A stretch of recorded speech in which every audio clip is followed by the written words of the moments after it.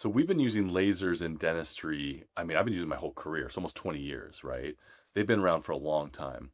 And there's different types of lasers that we use for different applications. And so the most common laser that I use almost daily is a diode laser.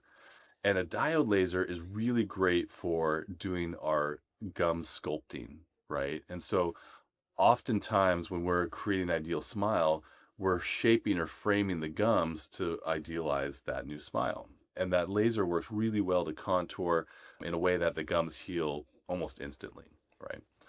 The other types of lasers are what we call hard tissue lasers. So those are lasers that we can use to remove hard tissue like tooth structure and bone. Very safe, very effective, also very inefficient. And so there's a time and a place for using lasers, and there's an application for them. Like for example, I think the hard tissue lasers are really great when we are doing fillings for kids, because a lot of times we can do the filling, the whole process without getting them numb because of the way that laser works. So for kids, I mean, that's a great experience, right? And usually for kids, the cavities are really small, so the inefficiency of the laser doesn't matter, right? Another great application is around implants. When we have issues around implants, we need to help repair them or, remove excess bone, etc. A laser works really well because the tissue heals super quickly around it, which is important for implants. So great tool. We love them. We use them. They have their time. They have their place. Absolutely not something to be scared about. So in situations where the decay is really deep and we're getting very, very close to the nerve, we're always worried about root canals. We try to avoid them as much as possible.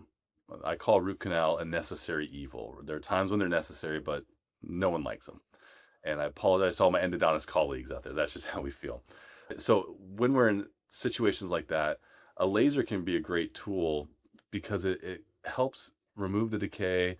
It can help seal and basically restructure the dentin, the inside part of the tooth, and make it a little bit stronger and create some support there and insulation for the nerve. There's also other materials that we use, like these hydroxyapatite materials that can go on top of that area. We bond it to the tooth structure to further insulate and protect the nerve. And I've found in my career that these instruments, these tools, these methods work really well at avoiding root canals and staying out of trouble there. One application that I'm not a fan of lasers is removing silver fillings. And the reason is you can get a reactivity with the laser to the metal of the filling, and it can actually be kind of problematic. So we don't like silver fillings. Most of them have a mercury component to them, which we know is a neurotoxin. So we're always really careful at the techniques that we use for removing silver fillings and the methods we use for suctioning and protecting the patient, protecting us. And we found that using a specific technique with a traditional handpiece is actually a lot safer than trying to use a laser. I think one of the I think one of the areas in which lasers excel is in recovery. So what I mean by that is the way that the tissue heals and responds, whether we're using a soft tissue laser or a hard tissue laser, the biologic response to that laser and the reduced healing time is exceptional. So that's really where we love the application and use of lasers.